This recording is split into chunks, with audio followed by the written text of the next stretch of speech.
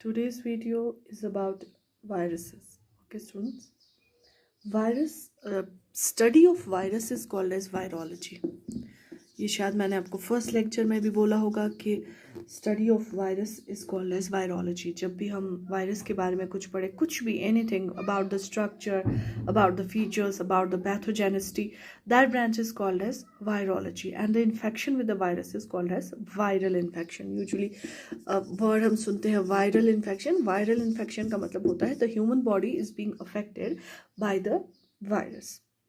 Virus जो होता है स्टूडेंट, जो स्ट्रक्चर ऑफ वायरस था, स्ट्रक्चर जो वायरस का था है, दैट वाज डिस्कवर्ड, मतलब बताया for the first time. There was a scientist whose name was रुस्का.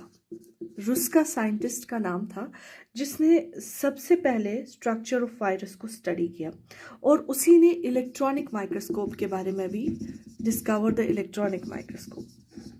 और वो ईयर था round about 1934. So discovery of the viral structure was done by Ruska in 1934. उसी ने इसके स्ट्रक्चर वगैरह के बारे में बताया. वायरस जो होता है students, it's one of the smallest known organism on the earth. Smallest known organism है वो अर्थ पे. हमारे पास इसका साइज जो है, it is measured in nanometres. The size of the virus is measured in nanometers. इसके पास सबसे छोटा नोन वायरस जो है, that is about 20 nanometers. वो जनरली जो डिजीज कॉज करता है, that is foot and mouth disease. ठीक है स्टूडेंट्स. वायरस जो होता है, it is the smallest known organism on the earth who is responsible for causing disease in the human body. It is generally measured in nanometres. और आपका जो smallest known virus है, that is about 20 nanometres.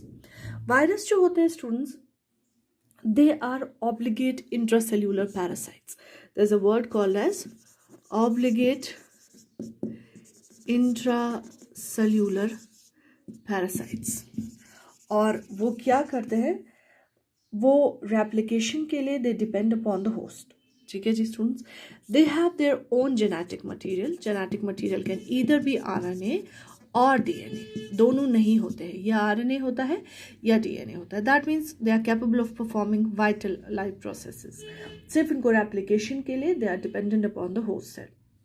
Definition point of view के लिए जब आपको लिखना होगा तो आप लिख सकते हैं, virus is an obligate intracellular parasite without the cellular organisation and contain one type of the nucleic acid. Okay students, either DNA or RNA, but never both.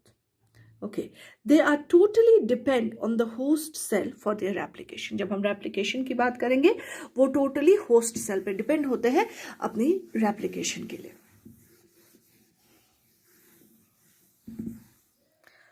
अच्छा स्टूडेंट्स, ये जो वर्ड वायरस है,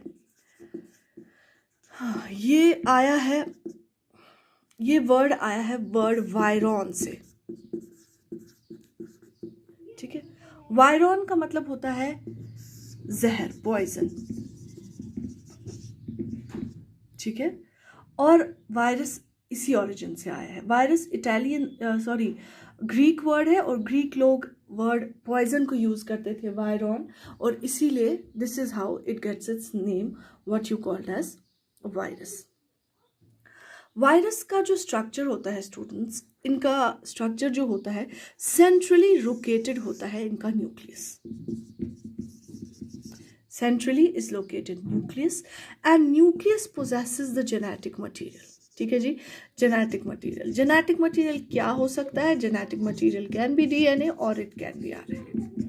ठीक है स्टूडेंट्स, या genetic material DNA होगा या RNA होगा. इसीलिए हम कभी कभी कहते हैं it's an RNA based virus, it is a DNA based virus. वो हम इसलिए कहते हैं, वो डिपेंड करता है कि इसके पास जेनेटिक मटेरियल कौन सा है. इसके पास आरएनए जेनेटिक मटेरियल है या इसके पास DNA as a genetic material है. न्यूक्लियस को कवर कर रहा है एक एक्सटर्नल कवरिंग, ऐसे.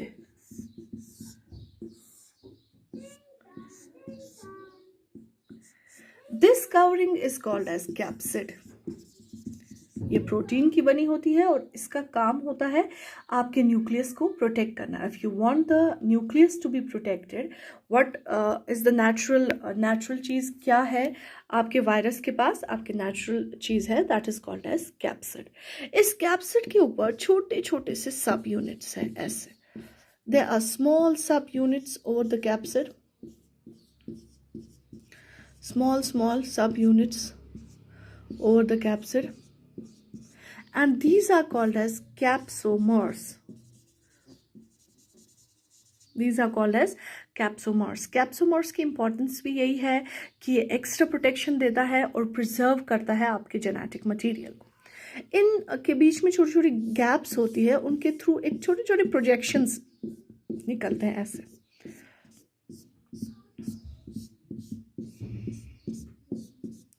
These projections are called as spikes. ठीक है स्टूडेंट्स, जनरली जब हम सब वायरसेस को एज अ होल देखते हैं तो जनरल स्ट्रक्चर वायरस का ऐसा होता है। लोकल वायरस तो जनरली बुचांचू जैसे इन्फ्लुएंजा वगैरह छोटे छोटे वायरसेस का स्ट्रक्चर ऐसा होता है, general structure of the virus अगर हम कहेंगे, जनरल स्ट्रक्चर ऑफ वायरस। पर जो खतरनाक वायरसेस हैं जिनके पास कंप्लीट वायरल स्ट्रक्चर, ये जो स्ट्रक्चर आप देख रहे हैं इसे कहते हैं complete viral structure. Complete viral structure constitutes nucleus, it contains capsid, it contains capsomeres and it contains spikes. ये सब चीज़ें जिस वायरस के पास होते हैं उसे वायरॉन कहा जाता है। Virion is the complete viral structure. जो होता है students, this is the complete viral structure. जो अभी आप कोविड वगैरह देख रहे हो, द कॉमन वायरस जो इस वक्त है कोरोना वायरस, उसका जो स्ट्रक्चर है बिल्कुल यही है। उसके पास सब कुछ है, उसके पास न्यूक्लियस है, उसके पास कैप्सिड है, उसके पास कैप्सोमर्स है।